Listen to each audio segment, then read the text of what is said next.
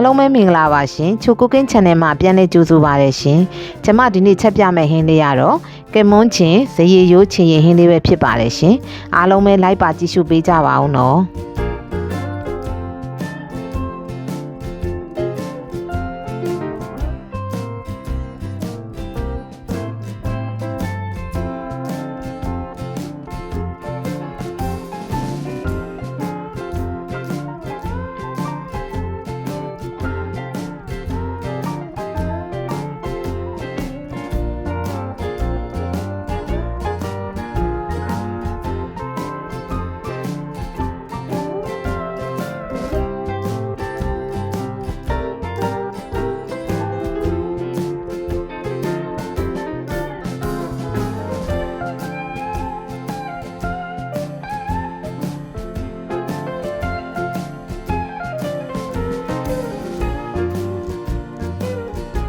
ဟုတ်ကဲ့အရင်ဆုံးအိုးပူလာပြီဆိုရင်တော့ကျမစီထည့်ပါတယ်ရှင်စီကိုတော့ကျမငကြောကြောထားတဲ့စီလေးပေါ့နော်ပိုနေတဲ့အတွက်အဲ့ဒါလေးကိုပြန်သုံးပါတယ်ရှင်ဟုတ်ကဲ့စီပူလာပြီဆိုရင်တော့ကျမကြိတ်ထားတဲ့ကြက်သွန်ဖြူကြက်သွန်လေးထည့်ပါတယ်ရှင်ပြီးရင်တော့တေချာလေးနှံ့အောင်မှွေပေးပါမယ်ရှင်ကြက်သွန်လေးတွေနည်းနည်းကြက်နေအောင်ပေါ့နော်မှွေပေးပါမယ်ရှင်ဟုတ်ကဲ့ကြက်သွန်လေးတွေနည်းနည်းလေးကြက်ပြီးမှုေးလာပြီဆိုရင်တော့ကျွန်မ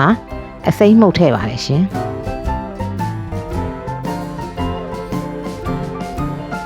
ပြီးရင်တော့ကျွန်မစီတက်ပေးပါမယ်ကြာကြာလေးစီကိုတက်ပေးပါမယ်ရှင်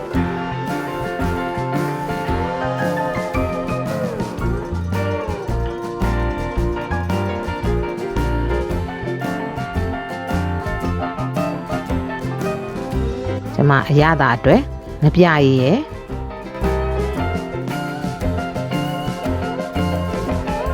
အချိုမုံလေးရထည့်ပါမယ်ရှင်ဟုတ်ကဲ့ပြီးရင်တော့ဒီချာလေးမှုေးပေးပါမယ်ရှင်ဟုတ်ကဲ့ပြီးသွားရင်တော့ကျမငါးကောင်းနဲ့ငါးအမိတွေထည့်ပြီးတော့ချက်ပါတယ်ရှင်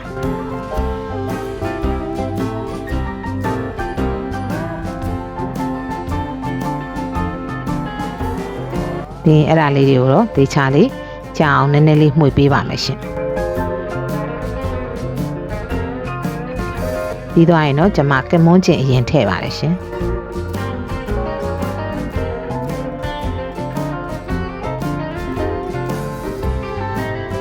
ကမွန်းကျင်ကိုဒေချာလေးနွမ်းအောင်ပေါ့နော်နေပေးပါမယ်ရှင်ဟိုဘက်ဒီပဲလှိမ့်ပြီးတော့မှုေးပေးပါမယ်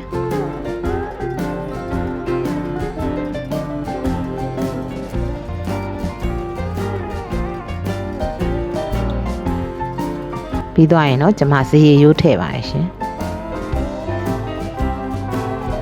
တကယ်ချင်းတို့လည်းကျမအခုလိုချက်နီးတိုင်းလေးချက်စားကြည့်ပါနော်ထမင်းမိန်ပါတယ်ရှင်အရေလေးတောက်စားတာပဲဖြစ်ဖြစ်ဆန်းစားတာပဲဖြစ်ဖြစ်စားလို့ကောင်းပါတယ်ရှင်ဒေချာလေး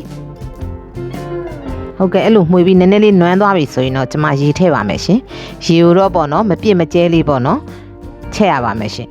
ပြစ်သွားရင်လည်းကမွန်းကျင်ရဲ့ခြင်နဲ့ခြင်တက်ကစူးတာပေါ့နော်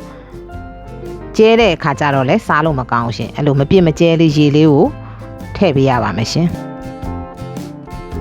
ပြီးရင်တော့ကျွန်မအဖုံးလေးအုပ်ပြီးတော့စူအောင်တည်ပါမယ်နည်းနည်းလေးစူစပြူလာပြီဆိုရင်တော့ဟိုဘက်ဒီပဲလှန်ပြီးတော့မှွေပေးရပါမယ်ရှင်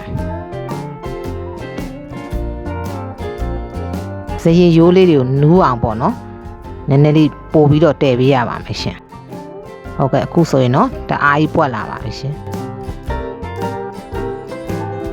ဒီချာလေးဟိုဘက်ဒီပဲလှန်ပေးရပါမယ်ရှင်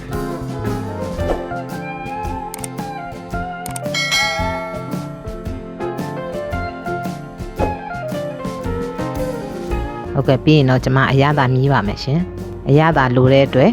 စားထပ်ထည့်ပါတယ်ရှင်ပြီးရင်တော့ဒီချာလေးနှံ့အောင်ငွေပေးရပါမယ်ရှင် ဟုတ်ကဲ့ပြီးရင်တော့အရသာလေးပြန်မြည်ကြည့်ပါတယ်ရှင်ဟုတ်ကဲ့အရသာအနေတော့ပဲဖြစ်တဲ့အတွက်ဒီချာလေးဇရီရိုးလေးတွေနည်းနည်းနူးအောင်ပေါ့နော်တည်ပေးရပါမယ်ရှင်ဟုတ်ကဲ့အခုဆိုရင်တော့အရသာကောင်းမွန်နဲ့စားလို့လည်းထမင်းမိန်နဲ့ကမွန်းချင်ဇရီရိုးချင်ရင်ဟင်းလေးတစ်ခွက်ရပါပြီရှင်ဟုတ်ကဲ့အခုလိုကျမရဲ့ဗီဒီယိုလေးကိုသုံးထိပြီးအောင်ကြည့်ရှုပေးတဲ့တယောက်ချင်းစီတိုင်းကိုအထူးပဲကျေးဇူးတင်ရှိပါတယ်ရှင် like and subscribe လေးလုပ်ပြီးတော့အားပေးခဲ့ကြပါအောင်နော်